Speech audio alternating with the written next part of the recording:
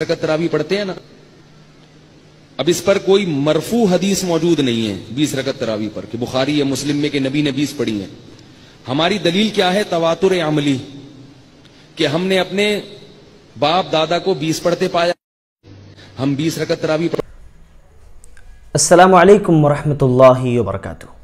नाज़रीन, रमज़ान बहुत ही करीब है और रमज़ान के करीब होने की वजह से बहुत सारे ऐसे मसाइल हैं जो आम उन्नास में पैदा होते हैं और उन मसाइल को ढूंढने के लिए आज सोशल मीडिया मौजूद है। लोग सोशल मीडिया पर उन मसाइल का हल ढूंढते हैं। इन दिनों साथियों दो वीडियोस बहुत ही ज़्यादा वायरल हो रही हैं, एक तारिक मसूद साहब की और दूसरी वीडियो तारिक जमील साहब की, तरावी के सिलसिले में कि तरावी की रकात कितनी है। जिस वीडियो में उन्होंने बरजस्ता इस बात का इकरार किया है कि नबी करीम सल्लल्लाहु अलैहि वसल्लम से मरफूअन और सरीहन ये बात साबित है कि आपने 8 रकात यानी 11 रकात तरावी का एहतमाम किया है, 8 तरावी और 3 वितर। आप अगर देखें कि इस सिलसिले में इख्तिलाफ कितना ज़्यादा है बर्रे सगीर पाको हिंद के अंदर, तो आप देखेंगे कि 2 अदद बहुत ही ज़्यादा हमारे यहाँ मारूफ है, एक 8 यानी 11 वाली और दूसरी 20 वाली। आप देखें कि इस सिलसिले में इख्तिलाफात कितने ज़्यादा हैं, इतने शदीद इख्तिलाफात हैं। अल्लामा हाफिज़ इब्न हजर रहमतुल्लाह अलैह ने फतहुल बारी के अंदर और अल्लामा शौकानी रहमतुल्लाह अलैह ने नैलुल अवतार के अंदर, अल्लामा मुबारकपुरी रहमतुल्लाह अलैह ने तुहफ़तुल अहवज़ी के अंदर और अल्लामा ऐनी ने उम्दतुल क़ारी के अंदर जो अहद खिलाफत राशिदा के बाद तरावी के रकात की तादाद के बारे में जो आसार मनकूल हैं उसको उन्होंने नकल किया है अपनी किताब के अंदर। उन्होंने लिखा है कि यानी 11 रकात, इसी तरीके से 13 रकात, फिर 28 रकात, 30 रकात, 36 रकात है ना, यहाँ तक कि 41, 40, 46, 48, 49 रकात तक भी मरवी है।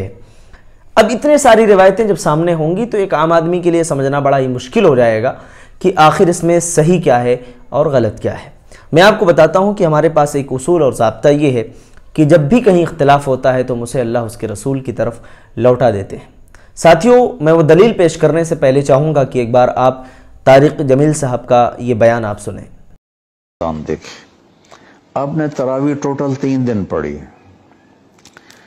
एक ज़ईफ़ हदीस में आता है 20 रकात पढ़ी, लेकिन सही रिवायत हज़रत आयशा रज़ी अल्लाह तआला अन्हा की कि रमज़ान और गैर रमज़ान में 8 पढ़ते थे, 8 से ज़्यादा नहीं पढ़ते थे। चौथे दिन आप बाहर निकले ही नहीं और सहाबा इंतज़ार करते करते थक गए तो आप बाहर आए और आपने इरशाद फरमाया, मैं तुम्हारा शौक़ भी देख रहा था, इंतज़ार भी देख रहा था, लेकिन मैं इसलिए नहीं आया कि कहीं तुम पे ये नमाज फ़र्ज़ ना हो जाए। तरावी नाम तो बहुत बाद में रखा गया, असल तो ये क़यामुल लैल है हदीस पाक में, क़यामुल लैल। तो उमर रज़ी अल्लाह तआला अन्हु ने उम्मत को उबई इब्न काब पे जमा किया।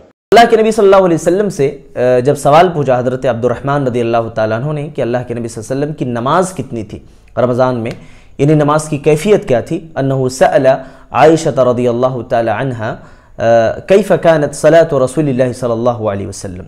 तो हज़रत आयशा रज़ियल्लाहु तआला अन्हा ने कहा कि नबी करीम सल्लल्लाहु अलैहि वसल्लम रमज़ान में और गैर रमज़ान में अला 11 रकातिन मा काना यज़ीदु अला 11 रकातिन फ़ी रमज़ान वला फ़ी गैरिही, कि रमज़ान और गैर रमज़ान में 11 रकात से ज़्यादा अल्लाह के रसूल नहीं पढ़ते थे।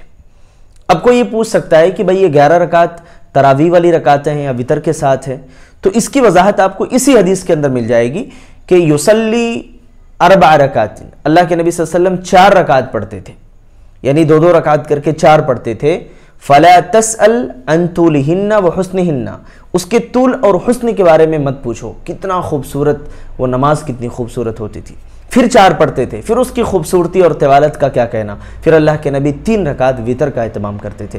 मेरे भाइयों, हमें याद रखना चाहिए कि जब भी कहीं इख्तिलाफ हो अल्लाह उसके रसूल की तरफ लौटा दिया करो।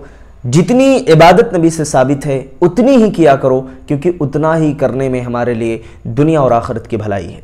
अगर उससे 1 इंच भी आगे बढ़ोगे, 1 कदम की बात नहीं कर रहा हूँ, 1 इंच भी आगे बढ़ोगे तो अल्लाह की कसम हमारी इबादतें अल्लाह के यहाँ काबिल कबूल नहीं होंगी।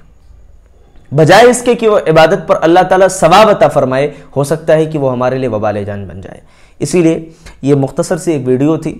اللہ تعالیٰ سے میں دعا کروں گا کہ اللہ تعالیٰ ہم سب کو اس رمضان میں خاص طور پر ہمیں یہ ہدایت نصیب فرمائے کہ ہم اللہ اس کے رسول کے بتائے ہوئے طریقے کے مطابق آنے والا یہ رمضان گزاریں، کوئی بھی ایسی عبادت اپنی منمانی اور اپنی مرضی سے انجام نہ دیں، اور اسی میں دنیا اور آخرت کی کامیابی ہے۔ اللہ تعالیٰ ہم سب کو علم و عمل کی توفیق نصیب فرمائے، آمین۔ السلام علیکم ورحمۃ اللہ وبرکاتہ۔